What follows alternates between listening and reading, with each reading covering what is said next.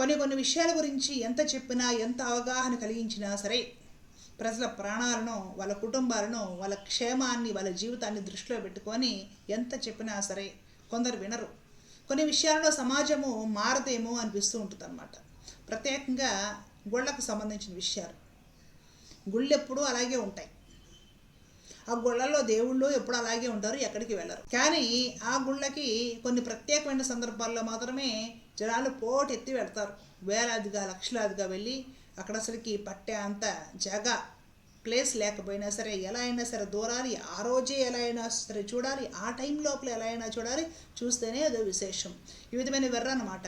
దీని గురించి నా బోటి వాళ్ళు ఎవరైనా అవగాహన కలిగించారనుకోండి, గుళ్ళకి వెళ్ళొద్దంటుంది సత్యభామ అని హిందూ ద్రోహిగా చిత్రీకరించే కొన్ని ముఠాలన్నమాట.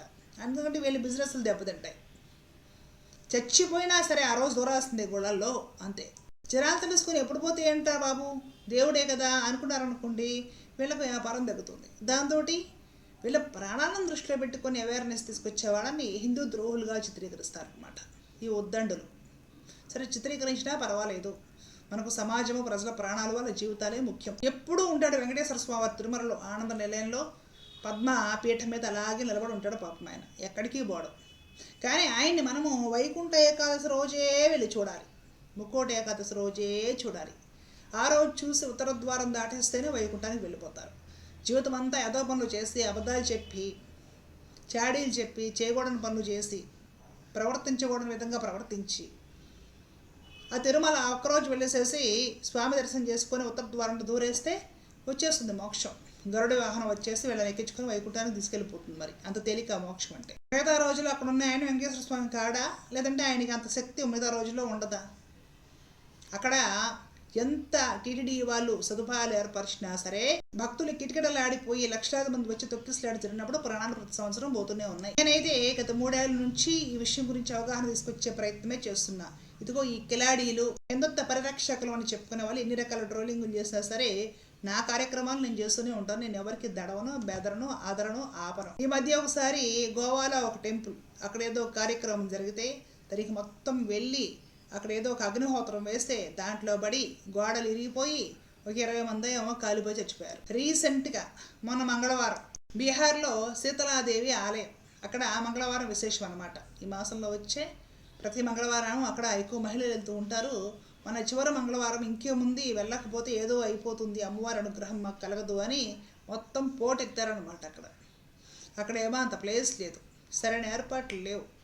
వీళ్ళేమో వేలాదిగా పోసేసి దూరిపోయి తొక్కేస్లాటలో 8 మంది చనిపోయారు, ఆడవాళ్లే. ప్రాణాలు గుళ్ళలోనే పోతున్నాయి, గుళ్ళలోనే గాలిలో కలిసిపోతున్నాయి. లేడీస్ ఇంట్లో ఫ్యామిలీస్ ఉంటారు కదా, సువాసినులే కదా, భర్త పిల్లలు ఉంటారు కదా. 8 మంది మహిళలు చనిపోయారు అమ్మవారి గుళ్ళో. పిల్లలు ఏమైపోవాలి, కుటుంబం ఏమైపోవాలి, వాళ్ళకి ఎవరు దిక్కు? అరే, సమాజ అభివృద్ధి చెందుతుంది కదా, ఆలోచనలు, కాస్త ఆత్మవిమర్శ, అసలు ఒక వివేకము, విచక్షణ ఏమీ కనిపించట్లేదు మనుషుల్లో. ఏదో సోషల్ మీడియాలో చెప్పేయడం, వీళ్ళందరూ పోయి దూరేయడం, దూరితేనే ఏదో వస్తుందంట. ఎక్కడికి వెళ్తుందండి? సీతారామవారు ఉండదా ఆ గుళ్ళో? ఉండదా? రేపు ఆ గుడి ఉండదా? లేదంటే గుళ్ళో ఆవిడ ఉండదా? రేపు పోయి చూడొచ్చు కదా. అబ్బే కుదరదంట, మంగళవారమే చూడాలంట, ఫలానా తిథిలోనే చూడాలంట, అది కూడా చివరి మంగళవారం అంట, చూసి తీరాలంట. ప్రాణాలు పోయిన ఎవరు తెచ్చిస్తారు? జ్ఞానము పరిధి విస్తరించుకునే ప్రయత్నం చేయాలి. భగవంతుడు ఎక్కడికి వెళ్ళాడు, అక్కడే ఉంటాడు. ఓకే, కొన్ని దినాలు విశేషమైన దినాలే, కానీ రద్దీ ఉంది, ఏమవుతుంది? తర్వాత పోయి చూస్తే అన్న అమ్మవారు కాదంటుందా, లేకపోతే గుళ్ళోకి రానివ్వని అంటుందా? శనివారాలు వెంకటేశ్వర స్వామికి విశేషమండి. శనివారం రోజు వెంకటేశ్వర స్వామి గుళ్ళో బాగా భక్తులు ఉంటారు, విశేషం కాబట్టి. నిజంగా భగవంతుడిని అనుభవించాలి, ఆస్వాదించాలి, ఆ తన్మయాస్థితిని పొందాలి, భగవంతుడి దర్శనం చక్కగా చేసుకోవాలి అనుకునే భక్తుడు శనివారం వెళ్ళడం. ఆ రద్దీలో పాడు ఏదో రకంగా ఆయన కనపడ్డాడు చాలా చంపలేసుకుని వద్దాం అనుకోడు. ప్రశాంతంగా ఉన్న వేళలో పోయి గుడికి వెళ్తాడు. హాయిగా స్వామిని తనవి తీరా సేవించుకుంటాడు. కాసేపు ప్రశాంతంగా ఉంది కాబట్టి కూర్చుంటాడు. విష్ణు సహస్రం మంత్ర జపము చేసుకుంటాడు. తీర్థ ప్రసాదాలు తీసుకుని ఆనందంగా ఇంటికి వస్తాడు. ధ్యానం అక్కడ కుదురుతుంది, భగవంతుడు అక్కడ అనుభవానికి వస్తాడు. భక్త అంటే అది. భక్త అంటే ఏదో ఒక రకంగా క్యూ లైన్లో దూరేసి నేను కూడా చూసొచ్చాను, లేదా ఈ మంగళవారం నేను అక్కడ ఫిట్ అయిపోయాను, గ్రేట్, నాకు అమ్మవారి ఆశీస్సులు దొరికాయి. ఈ శనివారము ఏదో ఒక లైన్లో దూరేసేసి వెంకటేశ్వర స్వామిని చూశాను, నాకు ఆయన ఆశీస్సులు దొరికాయి. ఈ లెక్కల సోమవారాలు, శనివారాలు, మంగళవారాలు ఈ లెక్కల భక్తి అంటే ఆలోచన చేయండి ఒకసారి. పోనీ దేవాలయం ఫ్రీగా ఉన్నప్పుడు వెళ్ళొచ్చు, ఆ వారం వెళ్ళండి, ఆ టైం లోపల వెళ్ళండి, మీ ఇష్టం. ఎవరైతే ఉన్న రద్దీ ఉన్నప్పుడైనా ఆలోచించుకోవాలి, అక్కర్లేదా? మరలా చదువుకున్నారు, చదువులు, కాలేజీలకు వెళ్ళాం, ఎందుకు ఈ అజ్ఞానపు చదువులు? మన కుటుంబం ఉంది, పిల్లలు ఉన్నారు, ఇంతమంది రద్దీలో తొక్కిసలాట జరుగుతుందేమో ఎందుకు మనకి అనేసి ఆలోచన ఉందా? 8 మంది మహిళలు అమ్మవారి గుళ్ళు చనిపోయారు తొక్కిసలాటలో. పూజకని వెళ్ళారు, చనిపోయారు. వాళ్ళందరికీ పిల్లలు ఉన్నారు. వాళ్ళు అనాథలేగా ఎవరు మంచుతారు? ఏంటి పరిస్థితి? అదేమంటే అమ్మవారు మంచిది కాదు. ఇన్నాళ్ళు పూజలు చేస్తే, వ్రతాలు చేస్తే, నోములు వస్తే, ఉపవాసాలు ఉంటే అమ్మవారు మాకు అన్యాయం చేసింది. అమ్మవారు అన్యాయం చేసిందా? శీతలామాత అన్యాయం చేసిందా? లేదా వైకుంఠ ఏకాదశి రోజు తొక్కిసలాట్లో పోతే వెంకటేశ్వర స్వామి అన్యాయం చేశాడు? మీ మూఢభక్తి, మీ అజ్ఞానము, అవివేకము, అసలు ఏమాత్రము విచక్షణ లేని మీ ఆలోచనలు, ఆరాటాలు ఇందుకు కారణం. దానికి దేవుడికో అమ్మవారికో అంటకట్టకుండా పాపాలన్నీ తీసుకుని వెళ్ళి మీ స్వయంకృత అపరాధం, మీ చేతులారా చేసుకున్నవి. ఎవరైతే మీరు రద్దీ ఉండేటప్పుడు వెళ్ళకండి గుళ్ళకి. ఫ్రీగా ఉన్నప్పుడే వెళ్ళండి. ఎక్కడికి వెళ్తాడు దేవుడు? లేదండి ఆ రోజే వెళ్తే పుణ్యం వస్తుందండి. అరే పుణ్యం ఉంటే కూడా నీ ఆత్మ వికాసానికి ఆటంకమే. పుణ్యం ఉంటే కూడా మరలా పుట్టాలి. పుణ్యపాపాలు రెండు విడిచిపెడితే కదా మనిషికి మోక్షం కలిగేది. నీవు పుణ్యం ఆర్జిస్తే పుణ్యం అనుభవించడానికి మరలా జన్మలెత్తాలి. ఎందుకు పుణ్యము? ధర్మకార్యాచరణ చెయ్యాలి, కానీ పుణ్యం కోసం పోకలట్టం కూడా తప్పు.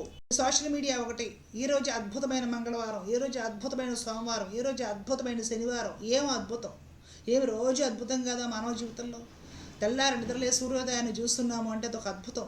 సూర్యాస్తమయాన్ని చూసి నిద్రపోతున్నాం ప్రశాంతం కంటే అదొక అద్భుతం. రోజు ఎంతో మందికి నూకలు చెల్లిపోతున్నాయి, మనం 3 పూట్ల ఇంకా తింటున్నామంటే అదొక అద్భుతం. ఎందుకంటే ఏం అద్భుతం కావాలి? సోషల్ మీడియాలో చెత్తంతా చూసేది, గొళ్ళకు పరిగెత్తేది, రద్దీగా ఉన్నప్పుడు వెళ్ళేది, తొక్కిసలాటలో చనిపోయేది, పిల్లల్ని అనాథలను చేసేది. ఒక బాధ వీళ్ళు పోయినందుకు కాదు. 8 మంది మహిళలు పోతే పిల్లలు అనాథలు అయిపోయారు, అందరికీ పిల్లలు ఉన్నారట. వాళ్ళు ఎవరండి తల్లుళ్ళగా ప్రేమగా పెంచేది? కాబట్టి గుళ్ళ విషయంలో ఆరాటం తగ్గించుకోండి. గుళ్ళు ఆడే ఉంటాయి, దేవుడు అక్కడే ఉంటాడు. ఫ్రీగా ఉన్నప్పుడు హ్యాపీగా వెళ్ళి ఎంతసేపుగా ఉంటుంది సేపు దర్శనం చేసుకోండి. ఎవరు అడిగారు? రద్దీగా ఉన్నప్పుడు దూరడం మానేయండి. మన తెలంగాణలో ఏదో జాతర జరిగినప్పుడు ఏదో రద్దీగా ఉన్న గుళ్ళో దూరి అన్యాయంగా పసిబిడ్డను చంపబడేస్తారు. ఈ గుళ్ళ విషయంలో ఈ అతిభక్తి, మూఢభక్తి, ఈ ఆరాటాలు, ఆ పేరుతో వచ్చే అనాచారాలు, ఇవన్నీ కూడా తగ్గించుకొని మనం బాగుండి సమాజాన్ని బాగు చేసుకుందాం. జై హింద్.